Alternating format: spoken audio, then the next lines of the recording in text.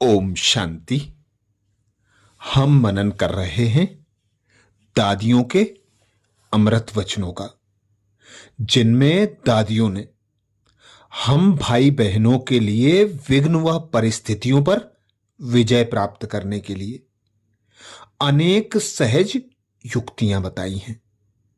दादी प्रकाशमणि जी, जो ब्रह्मा बाबा के अव्यक्त होने के बाद बाबा की उत्तराधिकारी बनी। दादी गुलजार जी, जो बाबा का रथ बनी। दोनों दादियां सदा बाबा की याद की लगन में मगन रहकर बाबा के ज्ञान के गुह्य रहस्यों के तले में जाकर हम भाई बहनों को ज्ञान के मोती ऐसे सहज रीति परोसती जो हमें सहज और स्वतः धारण हो जाए। ऐसे ही दादी प्रकाशमणि जी कहती हैं, व्यर्थ से बचना है तो ईर्षा मुक्त बनो। व्यर्थ से बचना है तो ईर्षा मुक्त बनो। ज्ञान में आने के बाद कई बार सूक्ष्म ईर्षा खुशी का अनुभव करने नहीं देती।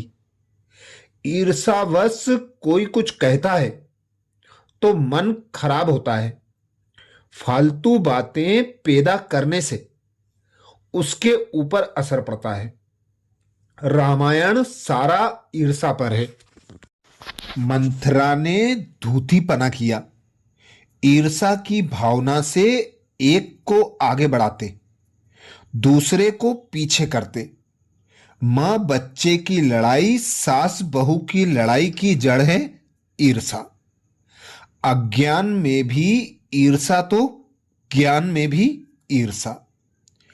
ईर्षा के कारण कोई किसी को चढ़ा हुआ अथवा बढ़ता हुआ देख सहन नहीं कर सकता, न किसी को दुखी देख उसे सहयोग देता। ज्ञान में भी यह सूक्ष्म भावना पैदा होती है।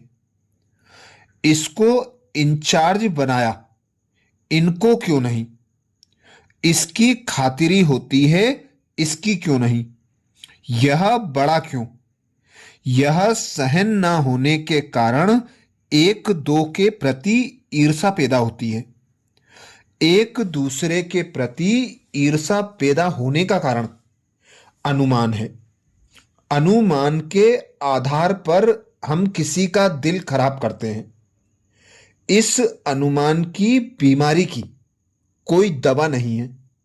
भक्ति के चित्र भी अनुमान से मनगढ़ंत बने हैं। किसी से स्नेह होगा तो मनगढ़ंत बातें सुना सुना कर उसे ऊंचा चढ़ाएंगे। किसी से स्नेह नहीं तो उसे नीचे गिराएंगे। ईर्षा की शक्ति ऐसी है जो सहन न होने के कारण स्नेह, सहयोग, सेवा आदि से वंचित हो जाते हैं। जैसे काम क्रोध की माया है, वैसे ईर्षा भी माया कम नहीं है। जितना जितना ज्ञान की मंजिल पर चढ़ते उतना यह माया वार करती है। इसके वशीभूत होने वाला पदभ्रष्ट हो जाता है। ईर्षा का कारण अपनी मस्ती में मस्त नहीं रहते, स्वयं पर फेत नहीं है। अगर मैं अपने दृढ़ विश्वास पर अटल हूं, दृढ़ हूं, तो मेरा कोई कुछ कर नहीं सकता। संस्कारों के टक्कर का कारण है देह अभिमान तथा अनुमान। लौकिक का सहन करना सहज है, अलौकिक का सहन करना कठिन है। ज्ञान की मंजिल को कहा है लंबी खजूर। हमें इसे पार करना है, चढ़ाव उतराव को क्रॉस करना है, मंजिल पर पहुंचना है। तो हमें कोई गिरा नहीं सकता। जब एक इंसान सब बातों को सामना करता है, मंजिल पर पहुंचता है, तो हम क्यों नहीं कर सकते?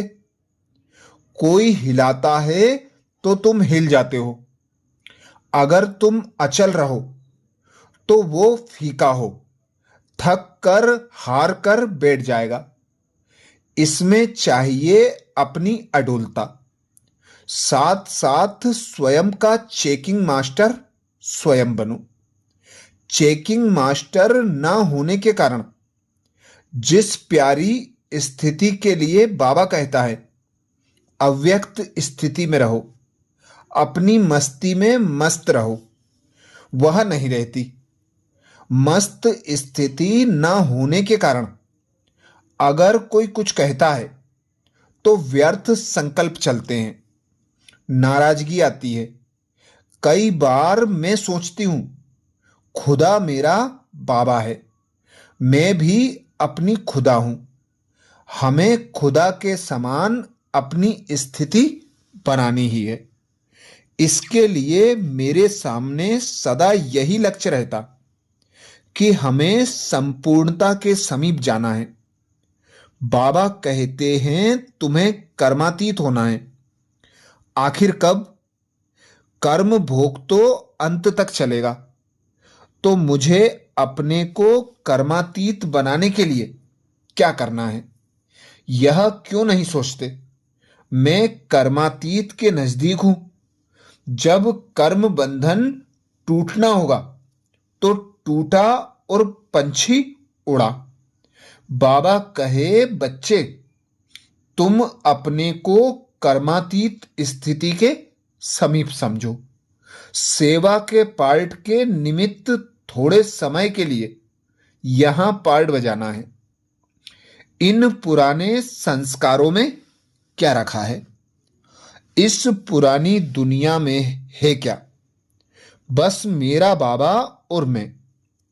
हमें सदा ऊपर रहना है। हमें बाबा अपने साथ नैनों पर बिठाकर ले जाने वाला है। क्या चाहते हो? क्या इच्छा है? किस बात में ममता है? हमें कुछ नहीं चाहिए। हम अपनी जीरो की स्टेज पर बैठे जाते हैं। हम अपनी जीरो की स्टेज पर बैठ जाते हैं।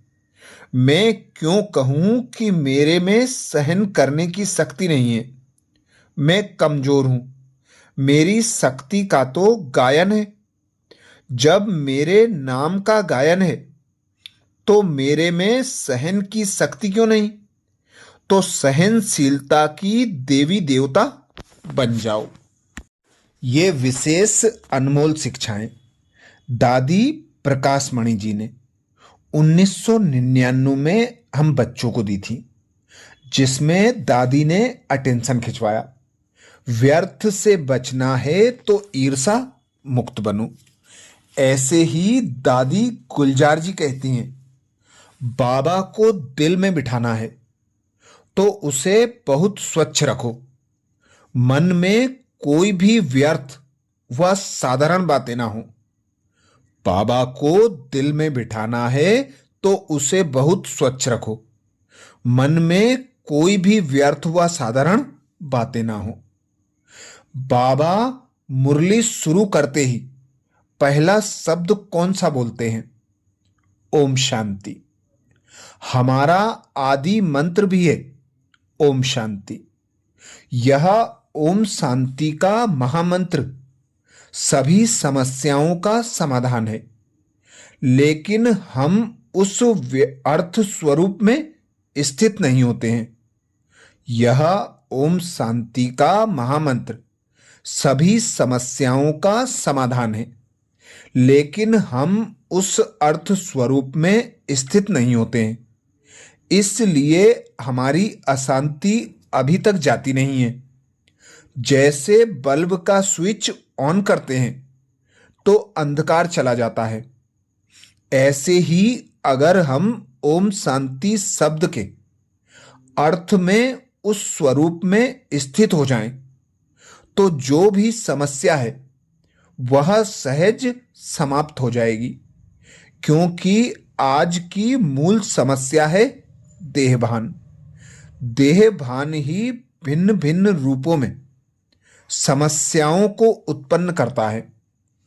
कभी भी कोई समस्या आवे तो आप नोट करें कि इस समस्या का कारण किस प्रकार का देह अभिमान है।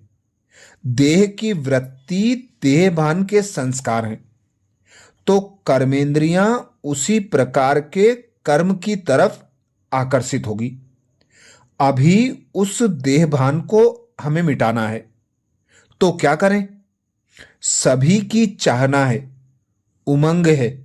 बाबा भी बार बार होमवर्क के रूप में इशारा दे रहे हैं। तो जो बाबा ने कहा है वो करना ही है, सोचना नहीं है, कहना नहीं है।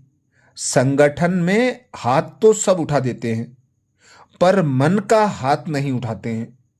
मन में दृढ़ संकल्प का हाथ उठाना है। यह है सच्चा हिम्मत का हाथ उठाना। तो अभी हमको इस देहभान के फाउंडेशन को खत्म करना है। सिर्फ मैं आत्मा हूं, यह कहना और इस स्वरूप में स्थित होके कहना, इसका अभ्यास और अटेंशन अर्थात चेकिंग कम है। इसलिए मैं में शब्द का प्रयोग ज्यादा होता है। उसकी जगह बाबा बाबा शब्द यूज में आ जाए। शुरू में बाबा ने मैं आत्मा हूं, मैं आत्मा हूं, यह कूट कूट के पक्का कराया। पहले तो आत्मा का ही ज्ञान था, मैं शरीर नहीं हूं, मैं आत्मा हूं। तो बाबा कहते थे, चेक करो कि अभी मेरा मन कहां गया। क्या मैं आत्मा से बात कर रही हूं या शरीर के भान में हूं? हम लोगों ने इसका बहुत अभ्यास किया, चेकिंग करते थे। बात कर रही हूं तो किससे बात कर रही हूं? सुन रही हूं तो मैं कौन सुन रही हूं? सुनाने वाले की दृष्टि और सुनने वाले की दृष्टि क्या है? मतलब आत्मा का ज्ञान बाबा ने बहुत पक्का कराया। अभी वह अभ्यास कम है।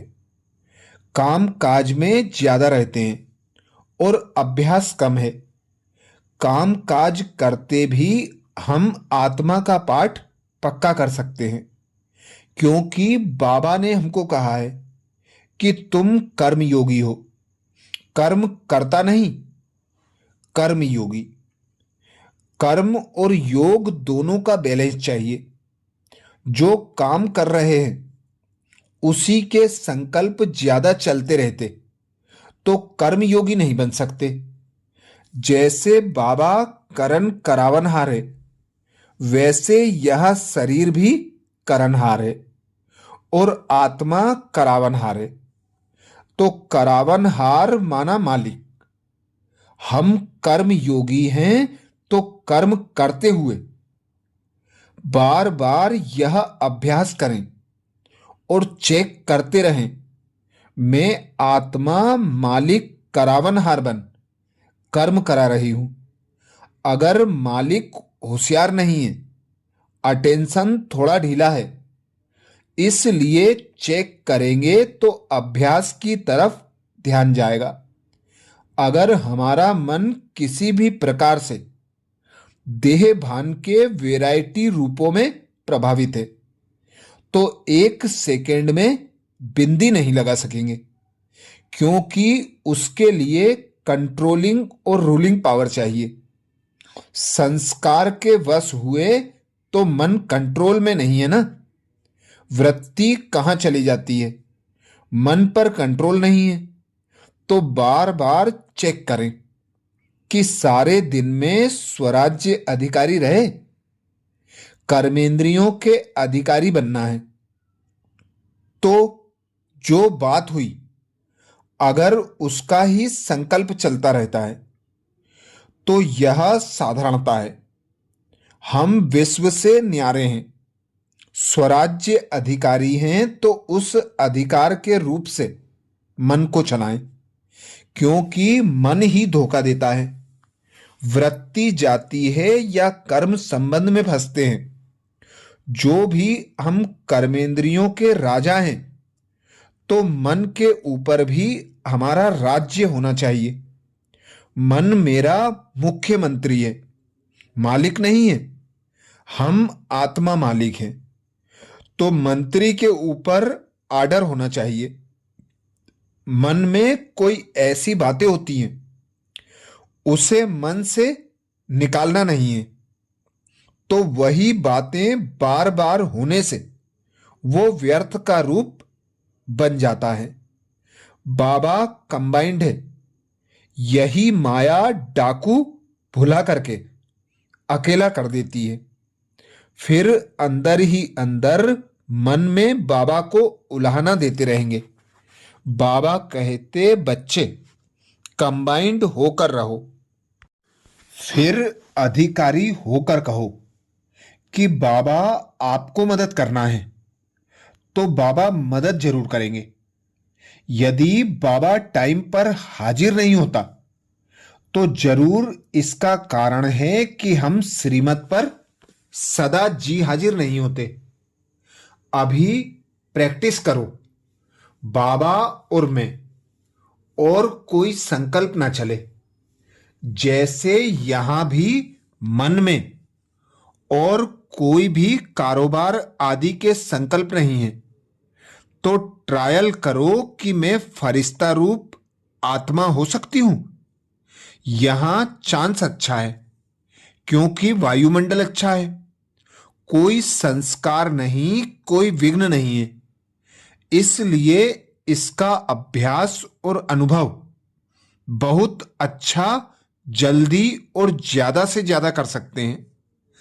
आगे चलकर जिम्मेवारियां तो बढ़नी ही हैं, क्योंकि विश्व का मालिक बनना है, विश्व को संभालना है।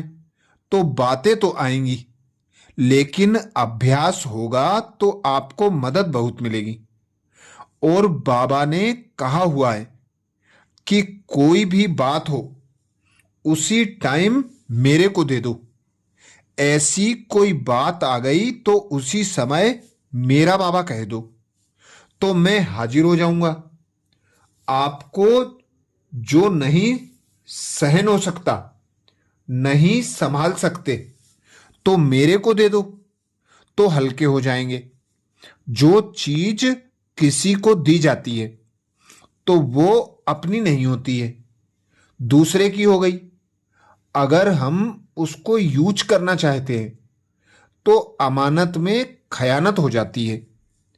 एक बार दिल से बाबा को बात दे दी, फिर भी कई बार वो बात आ जाती है, तो यह समझें कि पराई चीज को हम अपना क्यों माने। उस समय आप छोटे बन जाओ। मन खाली होगा तो सिर्फ बाबा याद आएगा, क्योंकि बाबा व्यर्थ के किचड़े में बैठ नहीं सकता। तो हम ऐसे ही नहीं समझे कि मेरे दिल में बाबा बैठा है, या बाबा के दिल में हम हैं। बाबा दिल में समाया रहे, उसके लिए स्वच्छता जरूर चाहिए। मन में और कोई भी संकल्प नहीं हो, सेवा का हो या स्व उन्नति का हो। स्व उन्नति के स्वरूप में स्थित हो जाएं। अगर स्वरूप में स्थित नहीं होते हैं, तो भी वो मजा नहीं आता है, सिर्फ वर्णन होता है। जैसे वह मंत्र होता है, वैसे बाबा मैं आपकी हूं, आप मेरे हो। बाबा आप सुखदाता, शांतिदाता हैं, परंतु इससे ताकत नहीं मिलेगी। ऐसे ज्ञानी भक्त नहीं बनना है। पहले मन को खाली करो। कोई भी बात हो, उसे बाबा को दे दिया, यानी अपना दिल दे दिया। कोई भी बात का लिंक जुटा हुआ होता है, तो ऑटोमेटिकली वो बात याद रहेगी।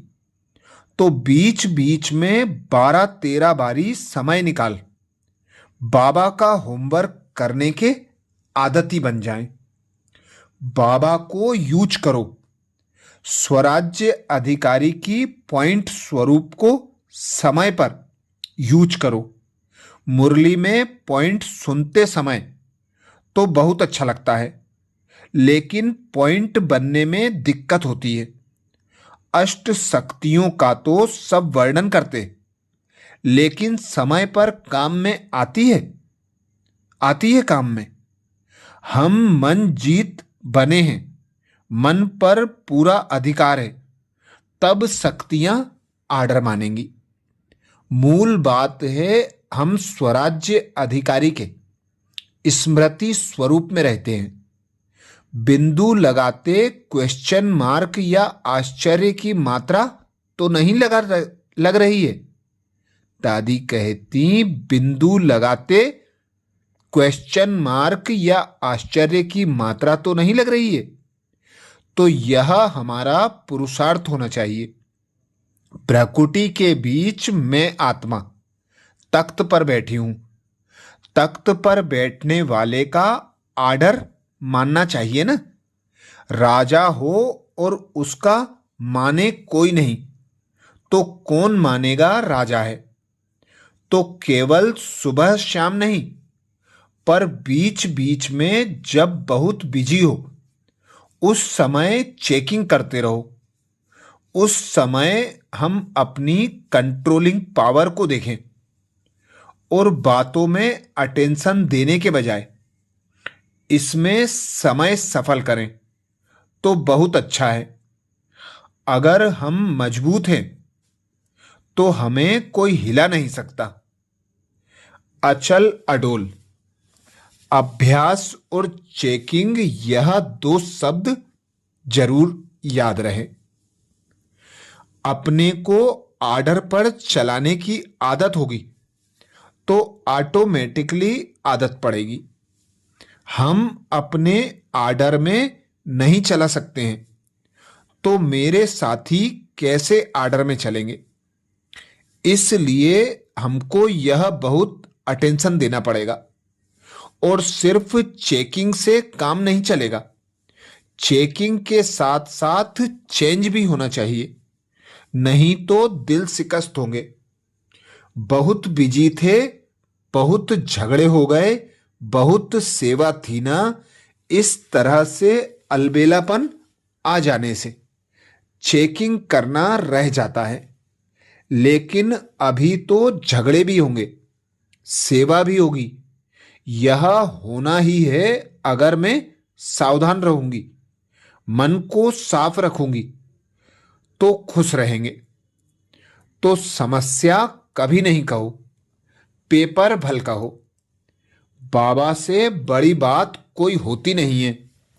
वो सर्वशक्तिवान बाबा हमारे साथ बैठा है, उसके आगे क्या है। बड़ी बात भी छोटी हो जाती है तो पेपर हमेशा आगे बढ़ाता। अगर पढ़ाई ठीक पढ़ रहे हैं तो पेपर में पास होंगे और आगे की क्लास में जाएंगे। अनुभव के आधार से बच जाएंगे। यह है अनुभव की क्लास आगे बढ़ाने की। तो अनुभव सबसे बड़ी अथॉरिटी होता है। आत्मा, परमात्मा और ड्रामा, इन तीन बातों के अनुभवी मूर्त बनो। इन तीनों में से एक भी कम होगी तो गड़बड़ होगी। इन तीन चीजों का पाठ पक्का चाहिए और अनुभव करते जाना चाहिए। इस अथॉरिटी से कभी कोई भी प्रॉब्लम हो, बाबा की मदद से सहज हो सकता है। हमारी एक आशा है कि आप सब कंट्रोलिंग पावर को प्रैक्टिकल में लाकर देखो और बातों में नहीं जाओ, और बातों में नहीं जाओ। और बातें तो यहां करनी ही नहीं है। सभी बातों से किनारा करके अभ्यास करो। मैं आत्मा रूप में स्थित हो सकती हूं, चलते हुए भी मैं आत्मिक स्वरूप में स्थित हूं। आत्मा करावनहार टांगों को चला रही है, मैं करावनहार आत्मा हूं। यह कर्मेंद्रियां करने वाली हैं, इसका अनुभव बार बार करो। मैं आत्मा सेकंड में चेक चेंज यह प्रैक्टिस करेंगे तो बाबा की याद स्वतः रहेगी। बाबा की याद से तो ताकत ही मिलती है ना, तो वो प्रैक्टिकल अनुभव होगा। अच्छा, ये विशेष महावाक्य दादी गुलजार जी ने 10 जुलाई 2009 को सुनाए थे, जिसमें दादी ने अटेंशन खिंचवाया। बाबा को दिल में बिठाना है तो उसे बहुत स्वच्छ रखो। मन में कोई भी व्यर्थ व साधारण बातें ना हो। अच्छा, ऐसे ही और विशेष दादियों के अनमोल वचन सुनने के लिए बाबा के चैनल को सब्सक्राइब करें। वीडियो को ज्यादा से ज्यादा बीके भाई बहनों को शेयर करने की सेवा जरूर करें। ओम शांति।